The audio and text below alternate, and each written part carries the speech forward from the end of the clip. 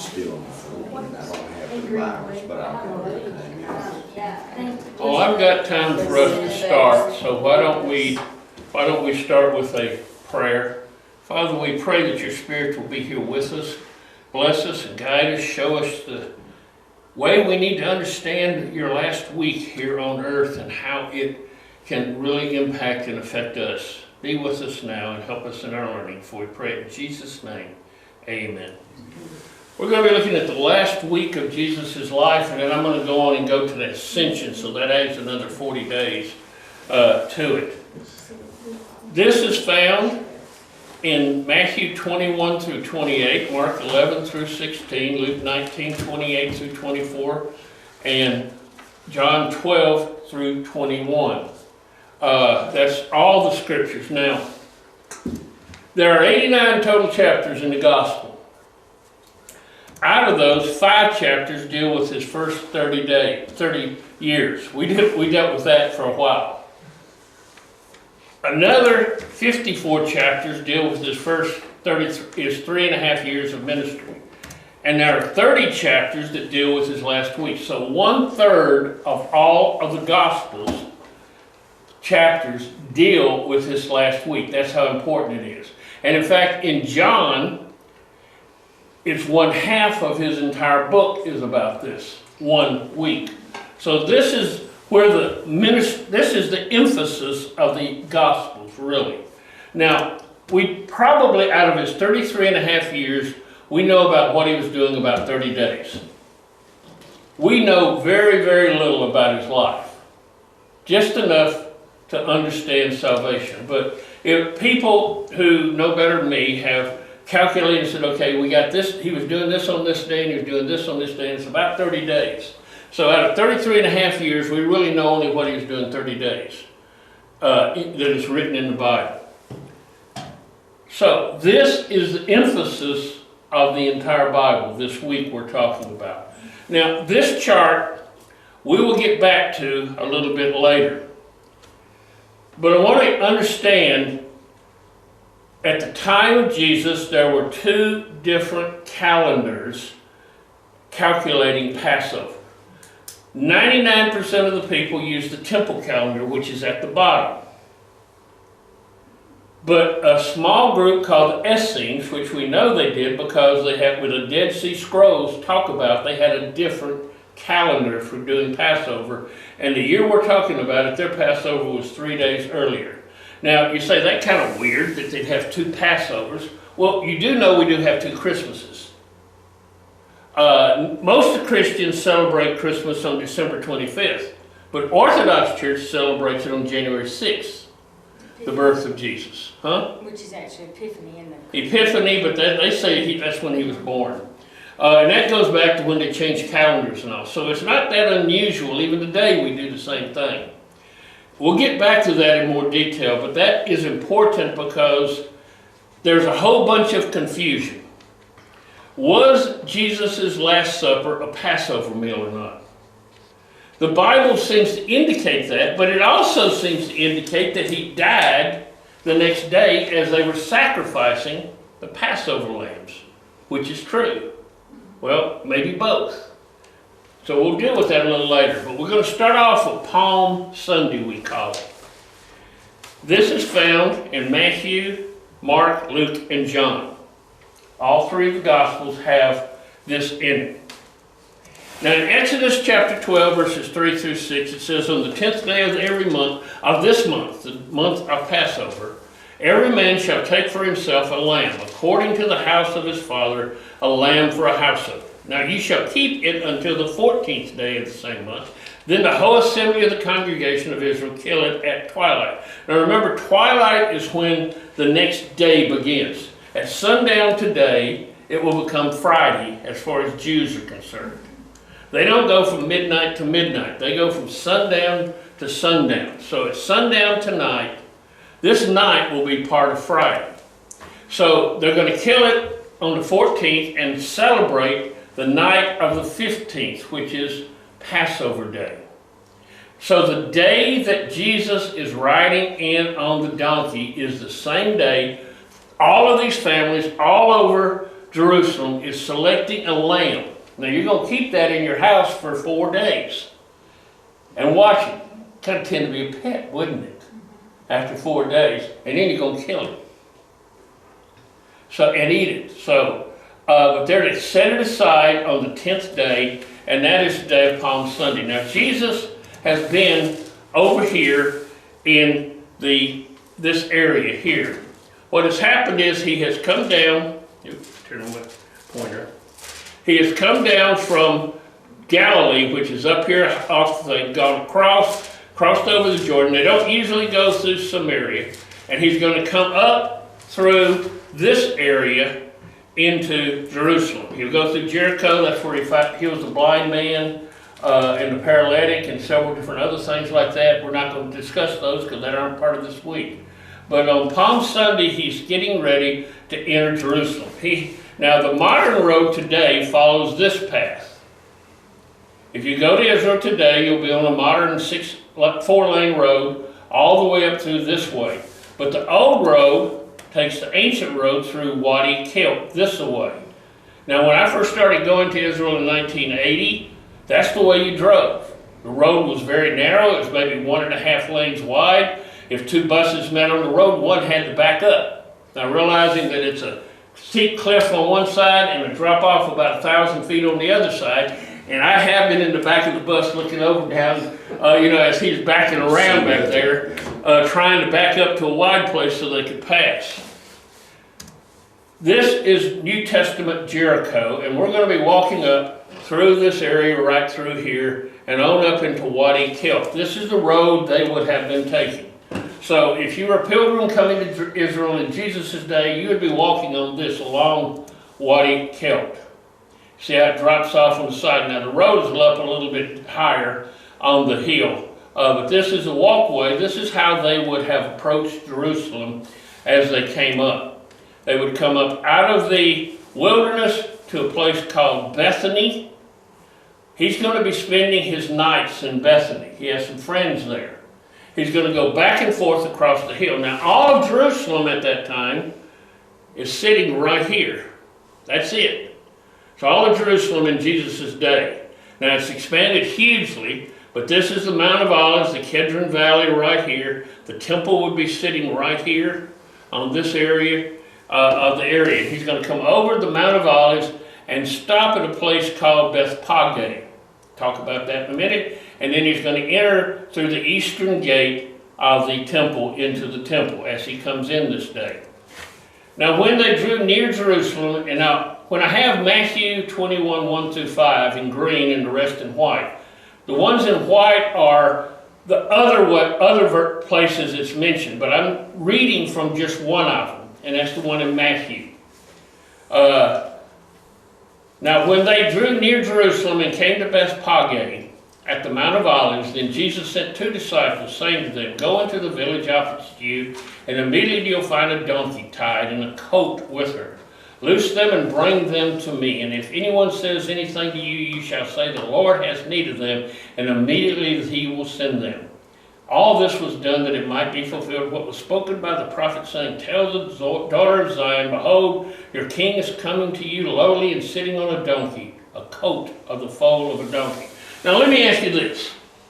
You're sitting in your house tonight, and you hear something rumbling around out in your garage, and you go out and look, and somebody's trying to hotwire your car. And you say, "What are you doing?" He says, "Oh, God has need of it." He says, "Okay, take it." Right? Obviously, Jesus has already arranged this. They know he's coming. And so they let him have it, so they go to the thing, they find a donkey and a colt. Now, the colt's never been ridden, it says. He's going to ride an unbroken colt in. They take it, they tell him that what they're saying, and he says, "Okay, take it." Now, this is all happening at a place called Bethphage. It's located right here on the Mount of Olives. Over on this area right over here is the Kedron Valley. It's right on top of the Mount of Olives. They've been coming up this way, up the steep hill, come to Bethphage, and he stops. This is the most messianic thing he will do in his entire ministry. He walks up to the city limit and stops. Bethphage is told in the Talmud is the city limits of Jerusalem. He walks up to the very city limits and stops and gets on this donkey. Now this is what the place looks like. There's a church there today. You can see he's coming up through this way and he's going to go across here. Church is a Catholic church. It's a nice church there. Now this is the inside of it. It shows him up here, a mosaic of him riding on a donkey. And over here is a big stone. Now the stone in the time of the Crusaders came to be that he stood on this stone to get on the donkey. Now if he did, he had a long drop to get back down to the donkey. Because most of those donkeys, you can stand up and let it run underneath you. I mean, you can throw your leg over them. But a crusader had to stand on one of these stones to get on his horse, and so they just thought of him as standing on a stone. Probably didn't. It's a nice church there. Huh? Oh dear who? What? Just oh dear. It has different paintings around. These are, gosh, what am I wanting to say? When you do it on wet plaster so that it soaks in. I forget what is the way of painting, but anyway. Fresco, yeah, it's the fresco paintings there. Now, if it had been me, I'd have gotten on at the bottom of the mountain and ridden up. This is the mountain going up. You see how steep it is? This is coming up the backside of Jerusalem, of the Mount of Olives. You can see it's pretty steep there. But Jesus gets on the donkey at the top and rides down. Here's why. What's happening is, rejoice, O daughter of Zion, shout, O daughter of Jerusalem, behold, your king is coming to you. He's just and safe, having salvation, lowly and riding on a donkey, a colt, the foal of a donkey, from Zechariah 9:9. Everybody in Israel knew that this was a messianic prophecy.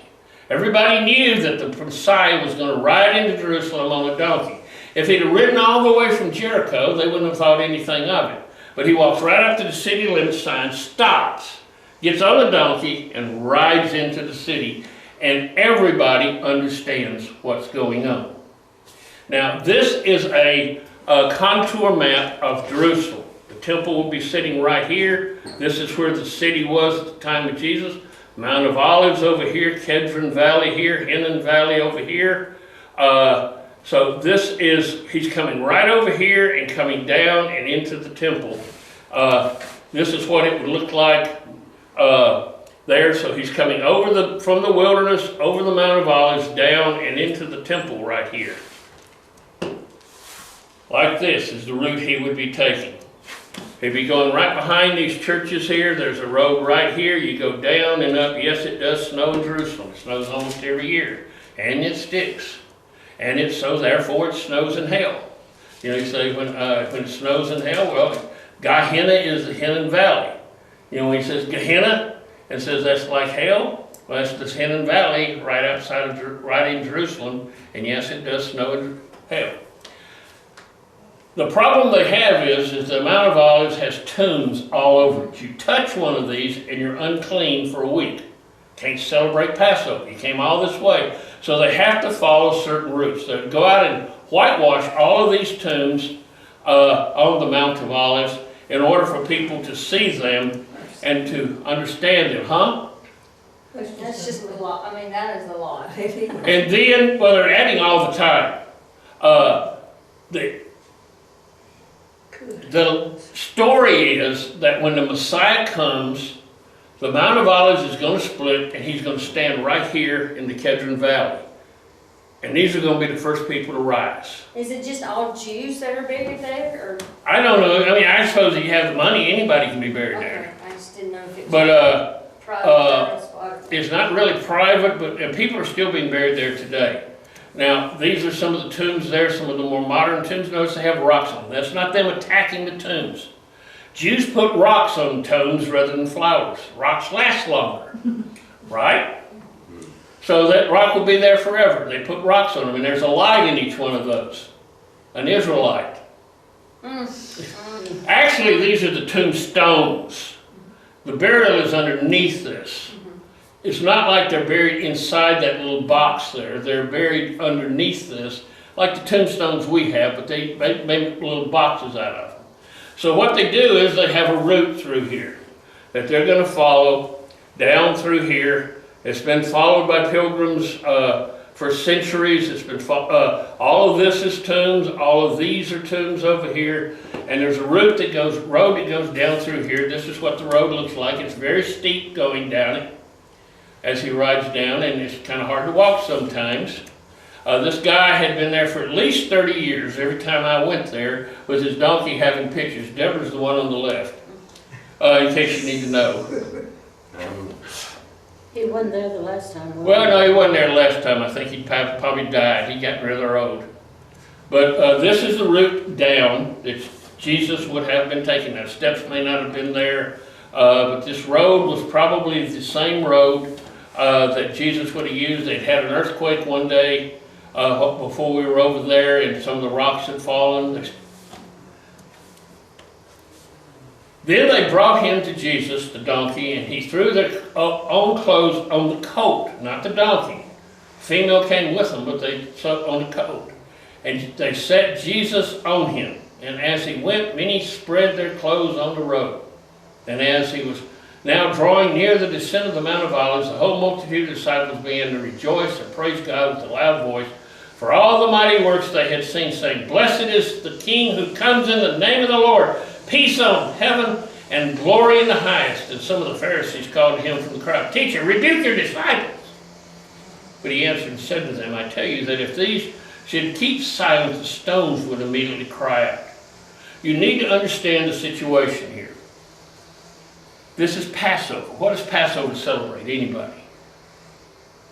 But the Lord passing over. I mean, But what whole thing? What was that? Their freedom from Egypt. This is their 4th of July.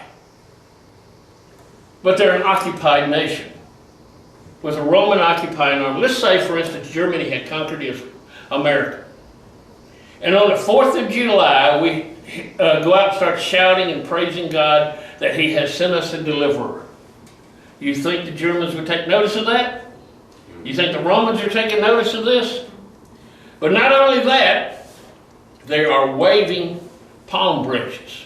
Now they come down the hill like this.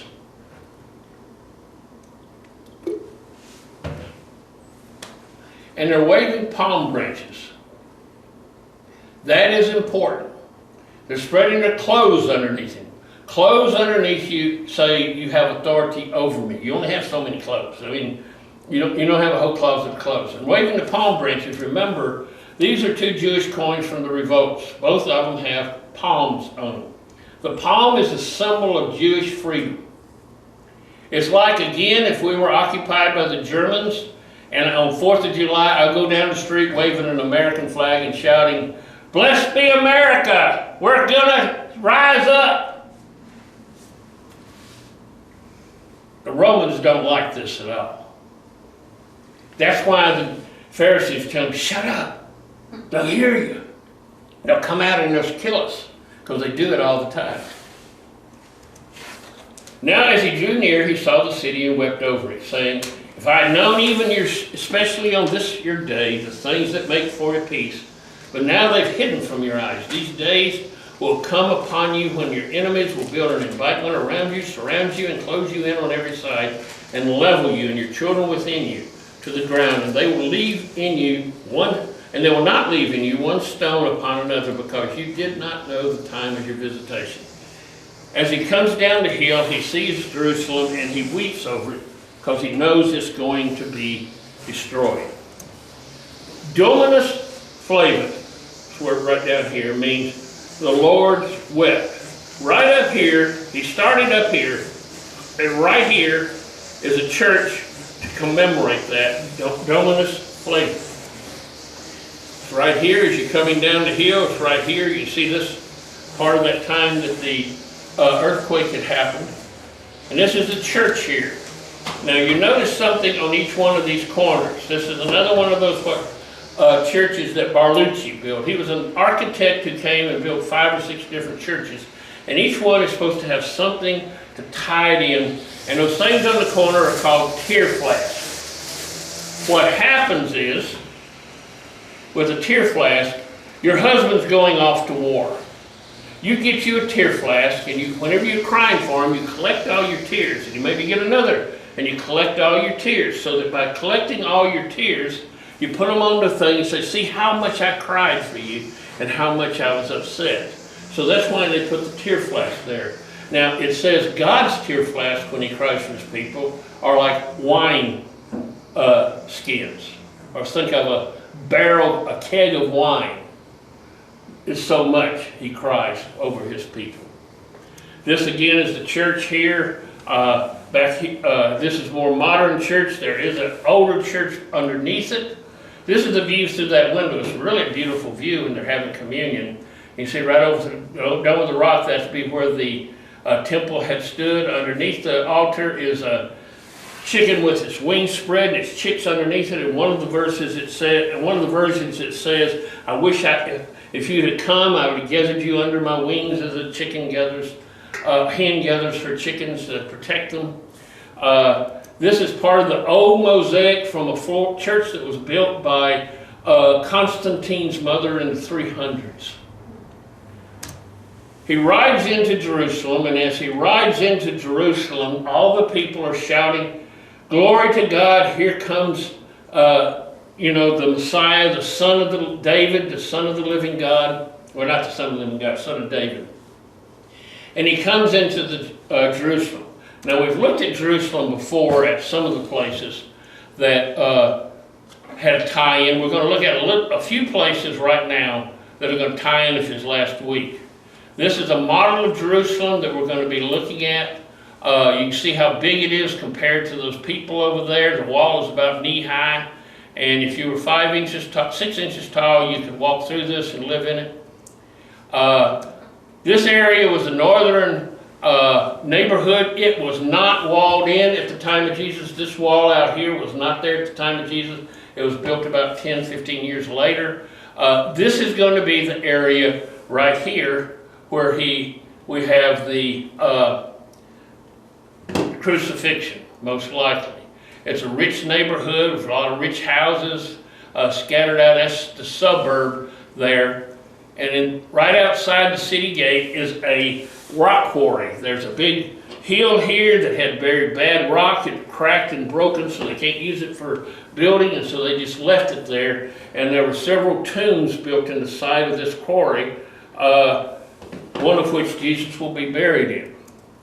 Another area to look at is this, where the agora was, the marketplace. We don't know much of anything he did there. It doesn't say he did. Over here is the city of David. This is how small that area was that David had. Looks like this. This is an area where he's going to be healing some people. In fact, he sends a blind man to the pool of Siloam and says, "Wash in the pool and you'll be healed."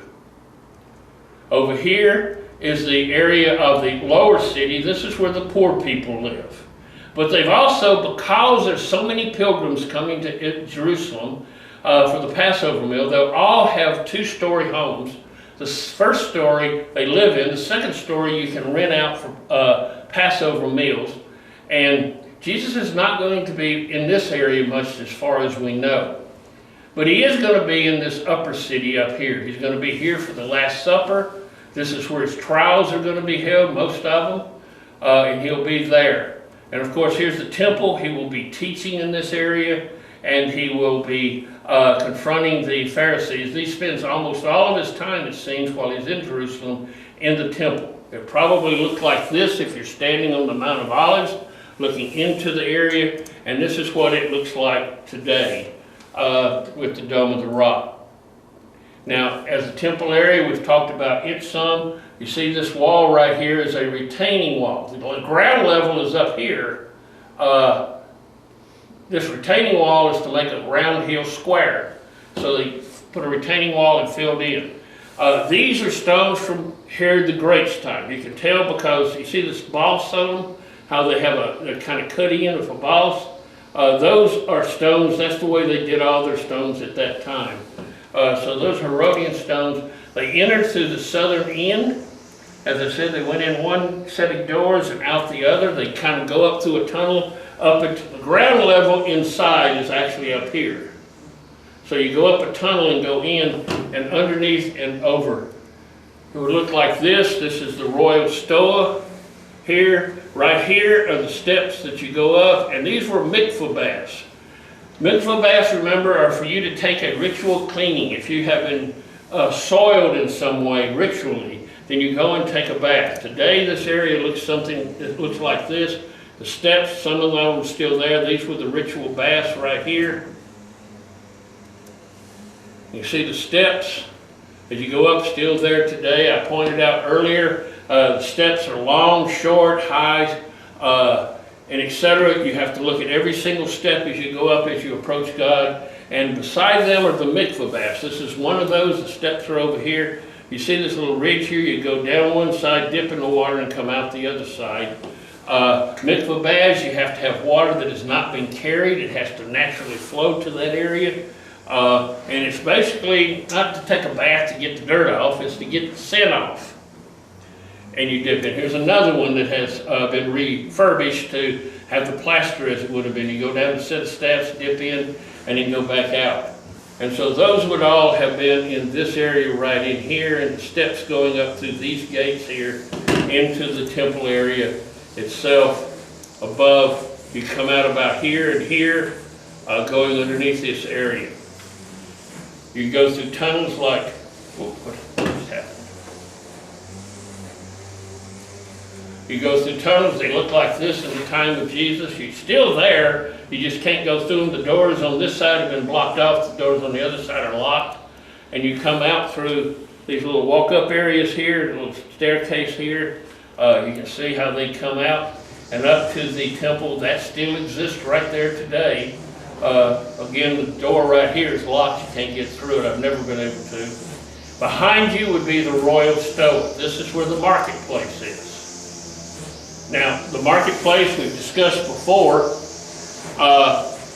What they're doing is you can't use this coin to pay your temple tax. You have to pay a temple tax on the Passover. Why? Has an image on it of Caesar. You have to get the Tyrolean coins, which are these coins. The problem is they're selling you a 50-cent piece for $5 or something. You know, I don't know what the markup was, but it was tremendous. That's the problem. It's not that you don't have, they're actually providing a service you need, but they're doing it at an exorbitant price. You also need sacrifices. You need lambs, you need doves, and pigeons for sacrifice. If they're bought in the temple at the royal stoa, they're guaranteed to have no blemish. If you bring it in from outside, they might find the blemish.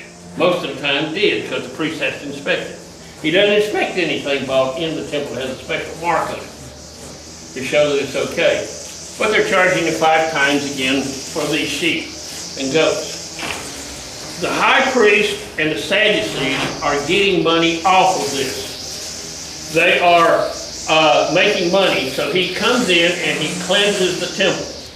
Now, we have a little problem here. Matthew, Mark, and Luke says he cleanses it at this time. John says he cleanses it at the beginning of his ministry in John chapter 2. Which one's correct? Well, maybe both. I don't see any reason. Probably. It just didn't stay clean. He came in the first time he was there and cleansed the temple, and then now he's doing it again. He's deciding to get ready. Then Jesus went into the temple of God and drove out all those who bought and sold in the temple, and overturned the tables of the money changers and the seats of those who sold doves. And he said to them, "It is written, my house shall be called a house of prayer, but you have made it a den of thieves." Now I want you to notice something. It did not say he turned the doves loose. I saw this one time and I said, wow. He turns over the money changers, just basically throws their money on the floor. They can pick it back up, right? If you turn the doves loose, they're gone, right?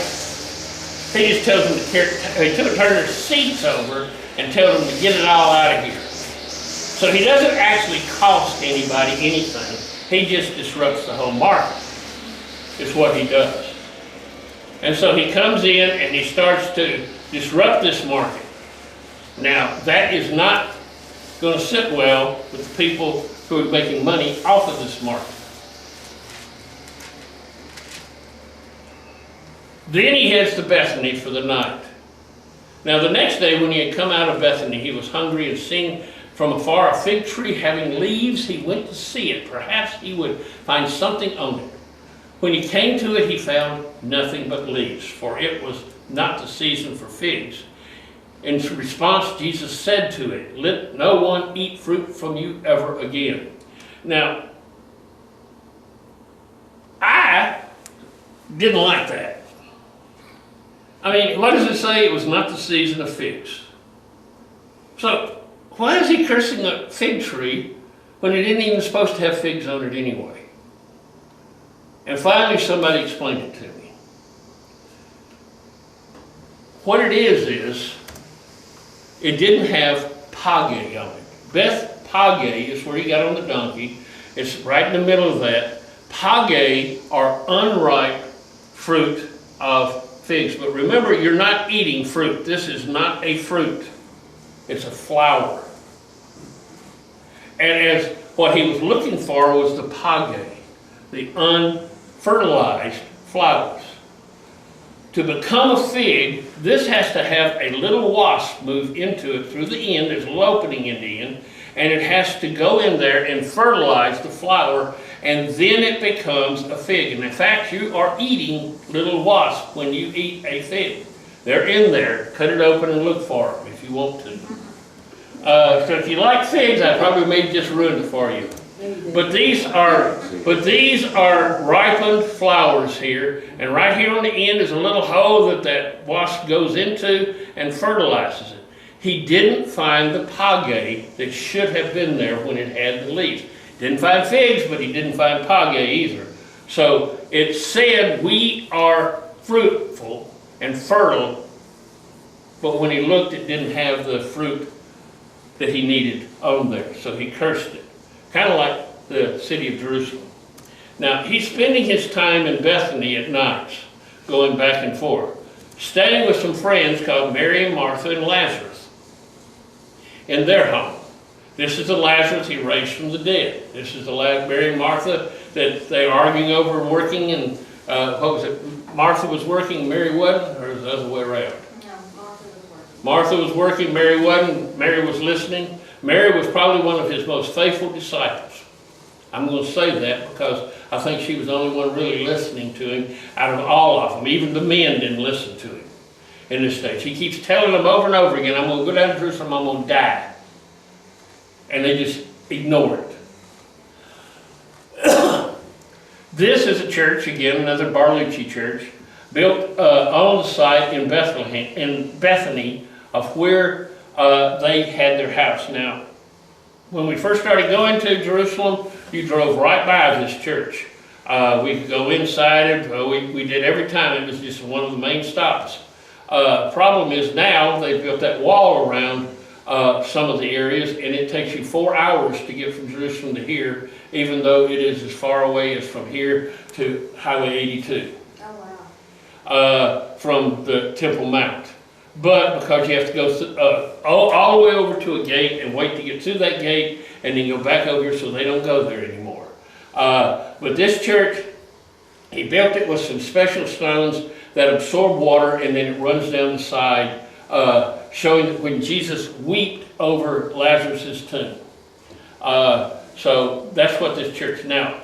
Monday comes, the next morning. He walks by that fig tree, and it's dead, and the disciples remember, ooh, he just cursed that thing, and they're in awe. He goes to the temple, where he's going to be teaching all day. He won't allow anybody to carry things through. Over here would be the Mount of Olives, the Kedron Valley. And across this Kedron Valley is a walkway, a bridge into the temple. Now, you can come from over here up the road, walk all the way around here and come back up this way to the Agora, or you can just go straight through and come out here. And which you think most of the people were taking when they're bringing their goods to the Agora. They were coming straight through the temple. And he says, you can't do that anymore. He wouldn't allow anybody to carry things through. Now he's going to go into the colonnades around the outer court, and that's where the rabbis taught. You would go and if he's teaching there, you can go and listen to him. He won't allow anybody to keep carrying stuff back and forth through the temple. He says this is a house of worship. And he sits there and he teaches his disciples and anybody that wants to come and sit, he starts to talk with and teach, and he starts gathering great crowds. Then that's actually, when they came to Jerusalem, and as he was walking in the temple, the chief priests, the scribes, and the elders came to him. Those are the ones that are getting the money off the market. And they said to him, by what authority are you doing these things? And who gave you this authority to do these things? In other words, who gave you the authority to run out that market? We have the authority here, not you. We run this place. But Jesus answered and said to them, I also will ask you one question. Then answer me, and I will tell you by what authority I do these things. The baptism of John, was it from heaven or from men? Answer me. And they reasoned among themselves, saying, if we say from heaven, he will say, why then didn't you not believe him? But if we say from men, they feared the people, for all counted him to have been a prophet indeed. So they answered and said to Jesus, we do not know. And Jesus answered and said to them, neither will I tell you by what authority I do these things. We all know now what authority he did, but they didn't know. So he's starting to get in arguments with them about authority. He's healing people.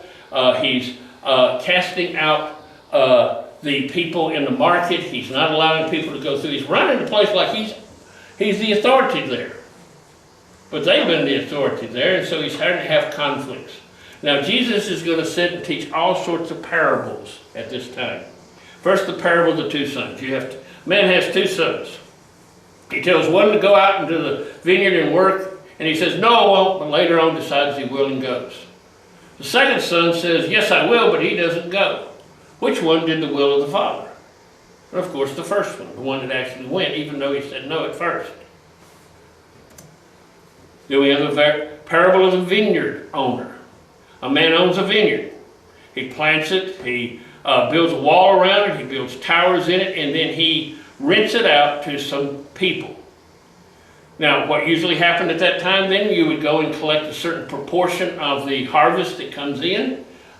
He sends workers to go and do that, and they abuse them, they beat them, they run them off, and then he sends his son to get the thing they owe him. And they kill his son because they say, now we can own it all to get ourselves, and he comes and destroys them utterly. Obviously, he's talking about the Pharisees and Sadducees, who the vineyard has been, Israel has been called the vineyard of God, and they're the ones that are leasing it from God. Then he tells about the wedding feast parable. Man has a wedding feast. He sends out the first invitation. Now, on a wedding feast, you would send out two invitations. The first one you would send out to find out how many are coming.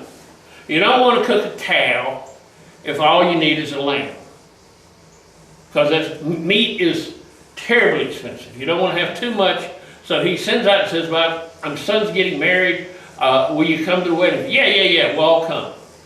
So he sends out the second invitation. It's all ready now. We've been cooking for a week, and it's all ready. Now come on and let's eat. And they start making excuses. One says, I've just bought a piece of land and I need to go look at it. You mean he didn't look at it before he bought it? I've got another one. I just bought some oxen and I need to go plow to make sure they work okay. Well, you don't think he looked at it? And they start making excuses, and they won't come. So he says, well then, I want to fill up my feast. So go out into the byways and bring in everybody you can find. Now remember, going out into the byways is bringing in the outsiders. Those that are crippled, those that are hurt, those that are Gentiles, those that are outside the Jewish faith. Bring them in and have... This was the story from the series The Chosen, that supposedly Andrew and John went to the Decapolis and almost got beat up because they were accusing them of being the nobodies or something. I don't know. They really fix it to them. Well, yeah, of course that's all hypothetical because there's nothing in the Bible about that. But yeah, this is the feast. And one version of it actually has that there's a man there, but he doesn't have the wedding clothes on. Well, what happened is if a king had a wedding feast, he would have clothes for all the people to be properly attired. You didn't have to bring a black tie affair. He'd have a black tie for you, and you just walk in and put on those clothes. And so this man refused to put on the clothes the king had given him, and he's cast out. Another one. They come to him. Should we pay taxes or not? Now they think they got him on this one. Because if he says don't pay taxes, then the Romans, they can say, well, he's telling everybody not to pay taxes. If he says pay taxes, it's going to make everybody upset. So he says, well, what image is on the coin? Well, there's some coins. What do you think? What's that image? Caesar. Caesar. Well, and by the way, why would they have the coins of Caesar inside the temple? Because after all, it's not supposed to have any images at all. But we can pass that over. He says, well, then render unto Caesar what is Caesar's and unto God what is God. Now, we all think, I hear commentators say, well, he got away with it. No, he didn't. The zealots, he did say pay taxes, and the zealots are mad at him now. Because he did say pay taxes. Then come questions about the resurrection. Remember, the Sadducees only believe in the first 5 books of the Bible. The Pharisees believe in what we call the Old Testament, the whole thing. They look at the first 5 books of the Bible, and the Sadducees say, and there's no resurrection. It doesn't say anything about that. So they give him a hypothetical question. A man is married and he has a wife. He dies without having children, so his older brother marries the wife, which is called levirate marriage, what you're supposed to do. He doesn't have children, so the next oldest son marries her, still doesn't have children. The next oldest marries her, and then they all die. When they get to heaven, whose wife does she belong to? Making it sound ridiculous that she couldn't be all of their wives. And Jesus says, you don't understand because even from your books, we have resurrection. Doesn't it say that I am the God of Abraham, Isaac, and Jacob? He's not the God of the dead, he's the God of the living. So therefore, these people aren't dead. There is a resurrection. Then they bring to him a question that was actually a fairly serious question at the time. They have 513 laws. Sometimes they come in conflict with each other. Which one do you do? Well, you do the greatest. Well then, which is the greatest? So they started ranking all the laws. This one's more important than this one, is more important than this. And then you finally get to the top and you say, okay, what is the top one? What is the one you never break? What rule is it you never break? And what does God, Jesus say? Y'all know it. Love your God with all your heart, with all your soul, with all your mind. And all your strength. That every male Jew says that every morning. It is not one of the 10 commandments, but it is the law. And then the second is like it. What is it? Love self.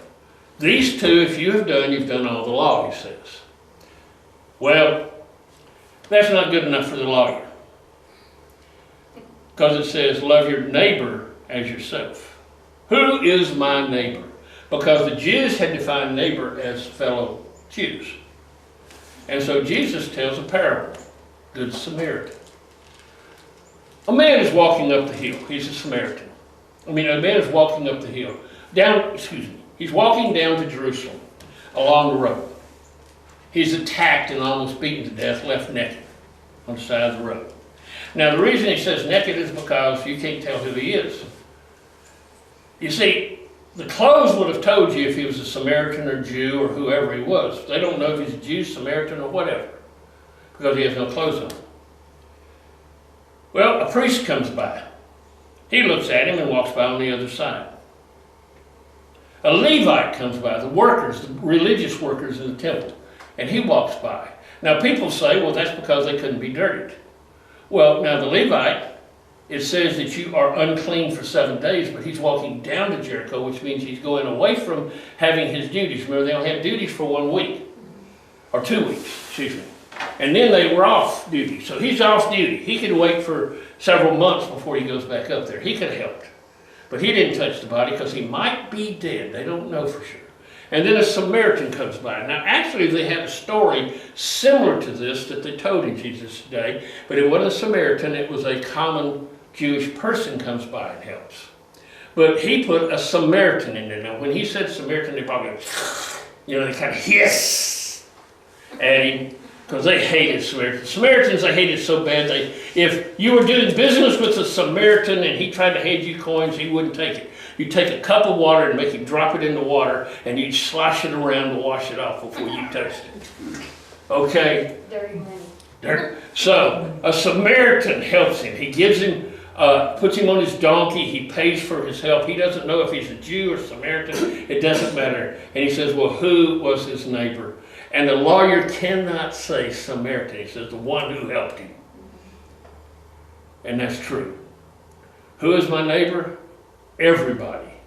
And I need to help them all. Woe to the Pharisees and Sadducees. He has come now outside on these steps right here. Right inside this door, it says, in the Talmud, which is a commentary of this time period, was the offices of the Pharisees and the scribes. You walked in through there, and over there was the temple thing. He sits right outside their door, and he says, woe to you Pharisees and scribes, you are so full of evil. You're like these whitewashed tombs over here, full of dead men's bones. In fact, you're vipers. You're evil people. Then he goes, and he starts watching people donate. Now what they have is they have several different offerings coming up. They have these metal tubes. You drop the coin in and it rattles down. Now, you all know that you can tell the difference when you drop a penny or a quarter, right? Sounds different. And when you drop in a penny or a quarter in this, it sounds different. But they have about 8 of these. One is for like the poor, one is for like offerings in the temple, one is for like maintenance in the temple, and you can donate to what you want to. And a widow comes in and drops in 2 mites. I should have brought my mite. This is a mite. Now everybody knew she dropped in a mite because that's all she had. And Jesus says she's given more than anybody because she gave out of everything she had. Whereas the others are giving out of their abundance. And many times we do the same thing. We give what's left over instead of out of the first. Well, I got to pay all my bills, I got to do this, we got to go on this, we got to put some money aside for this, that, and the other, and if I have anything left over, I'll give it to the church. The truth is that if every Methodist in the world tithed, we'd have so much money we wouldn't know what to do with in the Methodist church. Baptists too. But the average Methodist gives 1% of their income, and 50% of them in churches give 0. Now, I'm not saying that's in the churches. I'm just saying that is average across Methodist giving. And so half of the church normally gives 0. Then he starts telling some stories about the end times. He tells how the times are coming when there's going to be great devastation and great disasters. He tells the story, the parable of the 10 virgins. 10 virgins have come. Remember the wedding? They're going to go down there, they're going to be with the bride. The groom's party is going to come, and they're going to light the way for him to come back to his house with his bride. They've all brought lamps, and they're all burning. They all had oil in them. But the groom has waited too long. He's been partying too long with his groomsmen. When he gets there, half of the lamps have gone out for the 5 virgins. They say, share oil with us. You've got extra oil, we don't. And they say, no, we can't do that. If we do, there won't be enough oil to get back to his house, and we'll all go black. And it'd be better to have 5 virgins with oil and lamps to light the way than none. Go buy some oil. Well, they go buy some oil, and when they get to the groom's house, he knock on the door and say, hey, let us in. And it says, I don't know you. You know, some people wait till the last minute, and then it's too late. They're not prepared. Then there's the parable of the talents. A man is going on a journey. He has 3 servants. He gives talents to each one. 2, I think, 5, and 10. And he goes on a journey. When he comes back, they have an accounting. The one with 10 has gone out and traded and got 10 more. The one with 5 has gone out and traded and got 5 more. He gives the same blessing to both of them. Come into my goodness, you have been good. The other one went and buried his talents, his money. And now he gives it back to him and says, you're a hard man, and I knew that you would be upset if I lost it. Many of us bury our talents. We have talents that we don't use in our church. If everybody used all the talents that God had given them, our churches would really be blossoming. Then there's the parable of the sheep and the goats. A man comes and separates the sheep from the goats. A shepherd does. Sheep, he says, come into my blessing. The goats, he says, go into outer hell. But why? Because of what they did. Some went and visited, some didn't visit. Some helped the poor, some didn't help the poor. Some walked right by and didn't help. And it's by what we do, whether we're sheep or goats. Now that seems to be a salvation by works. But I don't think it is. I think the people, if you notice the sheep didn't even know they were doing good things. They were just doing what they thought, what they felt like doing. He said, when did we ever do that? He says, whenever you did this, you did it for me. The whole point is that if you're a sheep, you should act like one. And if you don't, you're a goat. If you're a Christian, you should act like one. You don't act like a Christian to become a Christian. You become a Christian and then act like one. I've told the example Jerry Clower used to say how one of his friends thought he was a log truck. And he'd go around all the time. Well, you could sit in a garage all day, drink gasoline, pour oil in your nose, put a steering wheel on your ear, go, and you will never become a car.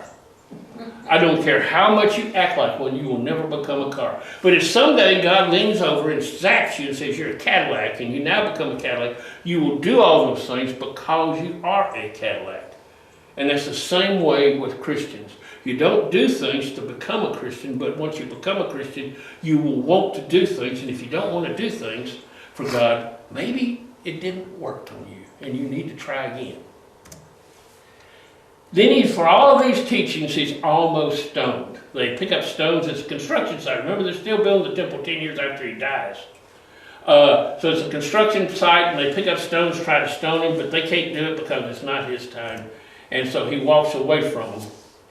By now, in one day, he has alienated just about everybody in one day. He's alienated the Sadducees by cleansing the temple.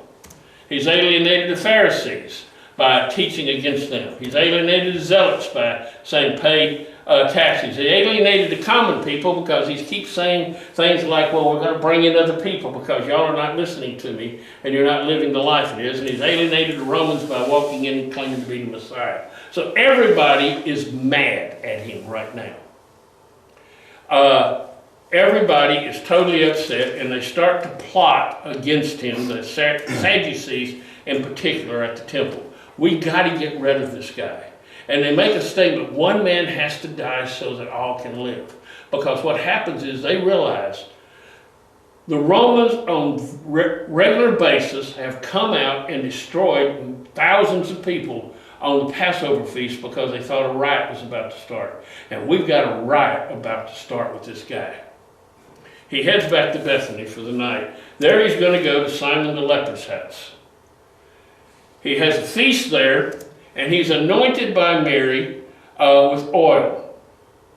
It is a special oil that is used for burial of the dead. I say she's been listening to him. She knows he's about to die. She's the only one that's been listening to him. She's one of the only ones that is going, it's Mary Magdalene, she's going to be one of the only ones that is going to be at the tomb looking to see the next morning. You know, if the disciples really believed he was going to be raised from the dead, as he said, I'm going to die in 3 days raised from the dead, I'd have been sitting over there on the mountain looking, watching. Not a one of them came until the women came first. But the disciples get mad at her. It's the Passover feast. You're supposed to take all this. That could have been sold for a huge amount of money, and we could have given it to the poor and fed the poor and the hungry. That's what we're supposed to be doing on the Passover feast. And Jesus says, let her alone. She knows what she's doing. You always have the poor with you, but you won't always have me. And at this time, Judas decides to betray him. Now, we really don't know why Judas betrayed him. Some say, if you read the apocryphal writings of the Gnostics, that are not true, I don't believe, that he was actually the chief disciple, and Jesus told him, "You're the only one I can trust. I need somebody to go betray me to the Pharisees and Sadducees so that I can get crucified on this particular day." I don't believe that. But I don't also believe that he did it for the money. And here's why, because as long as he was stealing from the purse, and as long as he was the treasurer, he'd be able to steal more and more. This is cutting off his money. I really don't know why. Some say, and I almost lean toward this, that he's forcing Jesus' hand. He thought when Jesus went into the temple on Monday, he was going to declare himself the Messiah, start a revolt, army was going to be raised, and they were going to attack the Romans. And it didn't happen. So it now, sounds like that's what Peter had been wanting him to do all along. well, yeah, I mean, Because, you know, at least that's the way they're, anyway. at least that's what they're doing in the Chosen. But so what he's doing is he's forcing Jesus. I'll have him arrested, and then he'll have to move. He'll have to act. He'll have to raise an army. He won't let himself die. I believe that probably more than any of them. But I don't know. Your guess is as good as mine why he did it. It doesn't really say. But he goes to the chief priest, and they make a deal for 30 pieces of silver. In Exodus chapter 31, verse 21, 32 says that's the price you must pay if your ox gores a slave and kills him. You must pay that price to the owner of the slave. That's the price of the slave. It's also in Zechariah 11:12. It's predicted they sold me for 30 pieces of silver. So he sells him out. Now we come to Tuesday. We know very little about Tuesday. We know that he came into the temple. We know he's been rejected by the Jews at this time and they're fussing at him, but the Gentiles start seeking him out and trying to come to him. And then he goes back to Bethany for the night. Now I'm going to end here, but put a bug in your ear. We don't know what happened on Wednesday. There is nothing in the Bible that says it happened on Wednesday. Some speculate that the Last Supper was on Wednesday, not Thursday. And we'll talk about that starting next week. Anybody have any questions, thoughts, statements, or ideas?